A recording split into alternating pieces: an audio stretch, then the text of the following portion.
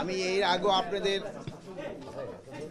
আপনাদের আমি জানিয়েছিলাম যে আগামী মাসে 17 থেকে 20 তারিখ পর্যন্ত বিজিবি এবং বিএসএফ এর যে ডিজি পর্যায়ে একটা মিটিং এটা হবে। এটা আপনাদের অনেক আগে জানিয়েছিলাম। এই মিটিংটা একটু দেরিতে হচ্ছে, এটাও আমি আপনাদের অনেকে জানিয়েছিলাম। বাট আমাদের হয়তো আপনারা এখানে যান বা অনেক মিডিয়া আবার এই খবরটা ঠিক মতো প্রচার করে না, যেহেতু আপনারা অনেকেই জানেন যে কথাটা আমি অনেক আগেই বলছি।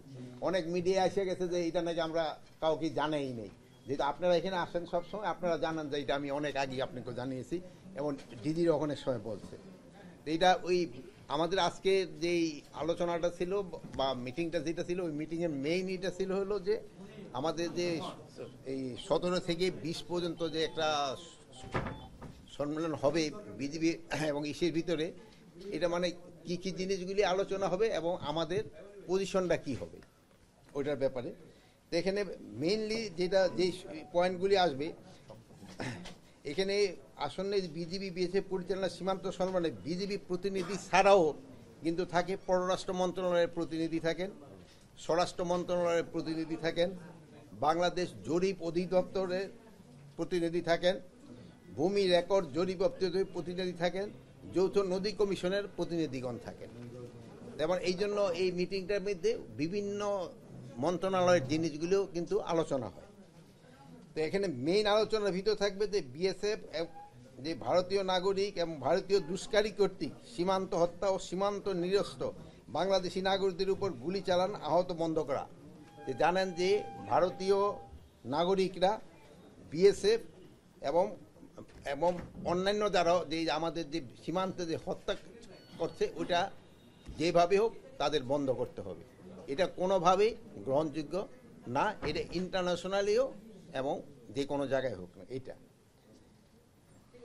অনেক সময় দেখা গেছে যে বিএসএফ কর্তৃক এবং তাদের যে দুষ্কৃতিকারীরা আমাদের বাংলাদেশি নাগরিক ধরে নিয়ে যায় বর্ডার থেকে কৃষিকাজ করার সময়। এটা যেভাবে হোক এটা যেন তারা না করে, এই জন্য তাকে বলা। তারপর 3 নম্বর ছিল ভারতীয় নাগরিকদের সীমানা লঙ্ঘন করে। অনেক সময় তারা সীমানা লঙ্ঘন করে অবৈধভাবে পারাপারের চেষ্টা করে, এই জিনিসটাগুলি যেন না হয়, এই ব্যাপারে আলোচনা হবে। প্লাস এই ভারতীয়রা অনেক সময় তাদের বর্ডার বেল্টে অনেক সময় এই যে মাদকের বিভিন্ন এই ফেন্সিডিল কারখানা, এইসব কারখানা তৈরি করে আমাদের দেশে এই জিনিসগুলি, যদিও ওই ফেন্সিডিলটা তারা ঔষধ হিসাবে বলে বানায়, কিন্তু আদারওয়াইজ বানায় এটা মাদকের জন্য এবং আমাদের বাংলাদেশের ভিতরে দিয়ে দেয়। এইটার এই বিষয়গুলি নিয়ে আলোচনা হয়। প্লাস সীমান্তে 150 গজের ভিতরে অনেক সময় কতগুলি কাজ আছে যেটা করার নিয়ম নেই, ওইগুলি অনেক সময় তারা করতে চায়। আর কিছু কাজ আছে যেটা করতে হলে দোনো দেশের পারমিশন লাগে। ডেভেলপমেন্ট কাজ যদি করতে হয়, তো আমাদেরও হয়তো একটা, যেহেতু জানেন যে বর্ডারটা একেবারে মানে অনেকে ঘরের পাশ দা চলে গেছে, এইসব ক্ষেত্রে কিছু করতে হলে কিন্তু একজন আরেকজনের অনুমতি নিতে হয়। যেমন ধরেন হয়তো আমরা একটা মসজিদ করতে চাই, ওরা হয়তো একটা মন্দির করতে চায়, এগুলি একজন আরেকজনের অনুমতি নিয়ে করতে হয়। এইটা যেন অনুমতি নেওয়া করে, এই ব্যাপারে আলোচনা হবে।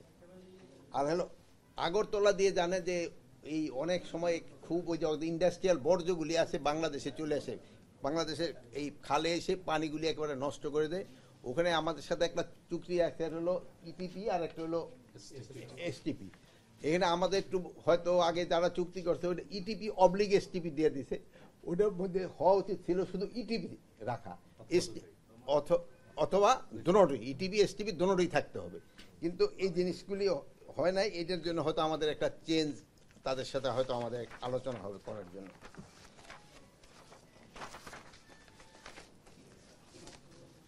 আর তারপরে যে বাংলাদেশের যে নদী আছে, এই নদীগুলি পানিটা যেন সুষম বন্টন হয়, এটার ব্যাপারে আলোচনা হবে। এই পানি চুক্তি বাস্তবায়ন কীভাবে করা যায় এই ব্যাপারে আলোচনা করবে। প্লাস তো রিভার নদী কমিশন তো আলাদা বড় লেভেলও আছে, বাট এটা ছোটোখাটোগুলি আমাদের এখানেও আলোচনা হয়, বাট এটা বড় লেভেলটা এখানে ওরকম আলোচনা হয় না।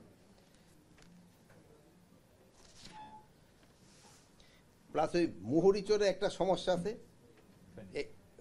ফেনীর মুহুরিচরে ওই এলাকায় ওই বর্ডার পিলার স্থাপনের মাধ্যমে সীমানা নির্ধারণ করা, ওখানে একটু সমস্যা আছে, ওইটা নিয়েও একটু আলোচনা হবে। আর আরেকটা হলো সবচেয়ে বেশি এই ভারতীয় এই যে গণমাধ্যম যে মিথ্যা সংবাদ পরিবেশন করে এবং এটা কিভাবে তারা বন্ধ করতে পারে এই ব্যাপারেও আলোচনা হবে, যেহেতু আপনারা এই ব্যাপারে আপনারা নিজেরও খুব সোচ্চার এবং আমাদের জনগণও সোচ্চার, এবং এটা তাদের বলে দেওয়া যে এই জিনিসটা তারা কিভাবে বন্ধ করতে পারে।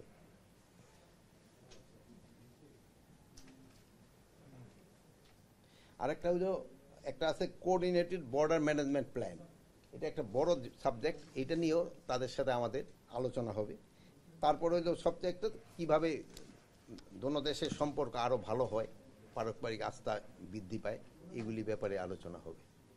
আচ্ছা, কিন্তু ভারত থেকে তো মাননীয় উপদেষ্টা সবসময় বলা হচ্ছে এবং ওদের যে পররাষ্ট্র মন্ত্রণালয় থেকে যে ব্রিফ করে সাপ্তাহিক বলে যে আমরা সমঝোতার মাধ্যমেই আমরা এই যে কাঁটাতারের বেড়া নির্মাণ করছি, অতীতেও করছি, এখনো করছি, কিন্তু এই সমঝোতাটা কি এটা তো আসলে খোলাসা করা ওরাও বলে না, আমরাও কিছু বলি না। এখানে হলো কি সমঝোতার মাধ্যমে হচ্ছে, এখানে আপনারা জানেন এর আগে আমি একবার বলছিলাম যে এই পর্যন্ত প্রায় তাদের সাথে 4টা চুক্তি হয়েছে। তো 2010 সালে যে একটা চুক্তি হয়েছে, ওই চুক্তিটার ভিতরেই একটুখানি বড় ধরনের একটু সমস্যা দেখা দিচ্ছে। ওই চুক্তিতে কিছুটা অসম চুক্তি আমরা সাইন করে ফেলছি। এখন ওই ক্ষেত্রে ওরা যেটা বলে যে তারা যে ইলিগাল কিছু বলে তা না, যেহেতু ওই চুক্তির ভিতরে আপনি এরকম একটা করছেন যে দহগ্রাম আঙ্গার পোতায় 0 লাইনের দিক দিয়ে আপনি করতে পারবেন, কি বলে ফেন্স করতে পারবেন, আপনি পারমিশন দিয়ে দিচ্ছেন, বাংলাদেশ গভর্নমেন্টই পারমিশন দিছে। ওই পরিবর্তে তারা বলছে যে 3 বিঘা করিডোরটা আমরা 24 ঘন্টা ইউজ করতে পারবো, কিন্তু এই 3 বিঘা করিডোরের জন্য কিন্তু আমরা বেরুবাড়ি বহু আগেই দিয়ে দিছি। মানে মানে এই চুক্তির একটা অসম হয়ে গেছে, এইটার সাথে এটার কোনো কানেকশন ছিল না। এই ধরেন এরকম 2-4টা অসম চুক্তি, মানে এগুলির জন্য তো আলোচনা। না, আমরা এইগুলি কেন তো বাতিল যেন করা হয়, এই জন্য তাদের আমরা বলবো, মানে একবার আমরা বাতিল করে দিলাম বলবো না, ওই জন্য আলোচনা হবে যে এই চুক্তিটা এইভাবে হয় নাই, এটা এইভাবে হওয়া দরকার ছিল। যেমন আমরা বললাম যে ওই একটা বললাম যে আমরা লিখে রাখছি ইটিপি অবলিক এসটিপি, এখন আমরা বলতেছি ইটিপি এন্ড এসটিপি দুটোটা থাকতে হবে। আর কিন্তু সেই সময় আমরা এইটা থাকতে পারে, এইটা অবলিক এটা থাকতে পারে, কিন্তু এখন দেখা যায় এই জিনিসটা ঠিক হয় নাই, যেহেতু ইটিপিতে যেভাবে পানি শোধন করে এসটিপিতে তো ওইভাবে শোধন করে আসতেছে না, মানে এই ধরনের। বাতিলের আহ্বান জানাবেন কিনা, বাতিলের আহ্বান জানাবেন কি? আর এই ব্যাপারে আমরা আমরা আমরা আমাদের এইগুলি পররাষ্ট্র মন্ত্রণালয়ের মাধ্যমে তাদের আগেও আমরা জানিয়ে দিই। এখন তো এটা স্যার ওই যে একটা রেলওয়ের একটা চুক্তি হতে পারে, আলোচনা হয়েছে যে তারা প্রায় আমাদের কুলাউড়া ইটা মানে আমাদের যে রেল স্টেশনটা আছে ওটা হলো বর্ডারের থেকে প্রায় 3 কিলোমিটার ভিতরে। এখন আমি 3 কিলোমিটার ভিতরে, এখন এই 3 কিলোমিটার ভিতরে আইসা আমরা কি তাকে আসতে দিব কিনা এর ইমিগ্রেশন, এই জন্য আমরা চাচ্ছি ইমিগ্রেশন চেকপোস্ট হবে বর্ডারে, ওখানে থেকে ইমিগ্রেশন করে আসবে। আগে ছিল যে 2 পাশে করে দিব ফেন্স করে, আমার বড় ফেন্স না, ইমিগ্রেশন করতে হবে বর্ডার, ধরুন এরকম। মানে অ্যাকচুয়াল টোটাল সংখ্যাটা আমি আপনার এখানে বলতে পারবো না। 4টা চুক্তি হলো আমাদের এই পর্যন্ত বাংলাদেশ পরে যে আঙ্গরপোতা দহগ্রাম নিয়ে এই পর্যন্ত 74-এ একটা হয়েছে, 75-এ একটা হয়েছে, 2011-এ একটা হয়েছে, 2011 এইটা হলো আঙ্গরপোতা দহগ্রাম। ওই একটা জিনিস কি দাঁড়ালো, আপনারা আলোচনা করছেন বৈঠকে কিছু চুক্তি, কিছু এগ্রিমেন্ট, কিছু চুক্তি, এটা বিভিন্ন ধরনের, কিছু এমওইউ, সো এইভাবে ফিগার বিভিন্ন মিনিস্ট্রির বিভিন্ন রকম, সব মিনিস্ট্রি থেকে নিয়ে কম্পাইল করতে হবে। আমি যে কথাটা বলতে চাচ্ছিলাম এটা হচ্ছে ভারতের একটু আধিপত্যবাদী একটা মনোভাব, এই মনোভাবের কারণে প্রতিবেশী কোনো দেশের সঙ্গে কোনো সম্পর্ক নেই, মানে এতদিন পর্যন্ত আমাদের একটা স্বামী স্ত্রীর সম্পর্কের মতো কথা বলা হতো। সেখানে স্যার একটা বড় বিষয় দাঁড়িয়েছে যে আমাদের যে অভিন্ন চুক্তি, যে অনেকগুলি চুক্তি আমাদের যেটা আমাদের স্বার্থ বিঘ্ন ঘটেছে, ঠিক একইভাবে ভারতের অনেক নাগরিক আমাদের সাথে চাকরি করতেছেন অবৈধভাবে, এবং সেকেন্ড রেমিটেন্স আন্ডার তারা আমাদের দেশ থেকে দ্বিতীয় সর্ববৃহৎ রেমিটেন্স যাচ্ছে। আপনি একটা কথা বলছেন 1 তারিখে অভিযান চালাবেন, সেক্ষেত্রে আমাদের এই ইয়াতে আলোচনা সভাতে কোনো এটার ক্ষেত্রে মানে যারা অবৈধভাবে বাংলাদেশে থাকতেছে, এটা আপনারা বলেন নিয়মটা হয়তো আপনারা জানেন, আপনার যে ভিসা দেওয়া হয় আপনি একটা কান্ট্রি থেকে ধরেন 100 দিনের বা 3 মাসের জন্য ভিসা নিলেন, আপনি যদি ওই একদিন বেশি ক্রস করেন, যাওয়ার সময় কিন্তু আপনি যাইতে দিবে, বাট একটা ফাইন দিয়ে দিতে হয়। এই ফাইনটা আমরা কিন্তু প্রথম অবস্থা 5 গুণ বাড়িয়েছে, যেখানে 200 টাকা ছিল ওখানে আমরা 1000 টাকা করেছি। আগে ছিল যে যত দিনে থাকেন যাওয়ার সময় আপনি 30,000 টাকা বুঝি ম্যাক্সিমাম দিতে, আমরা কিন্তু এটাও উঠাই দিছি যে যত হবে, যত লাখ টাকা হবে অত দিতে হবে।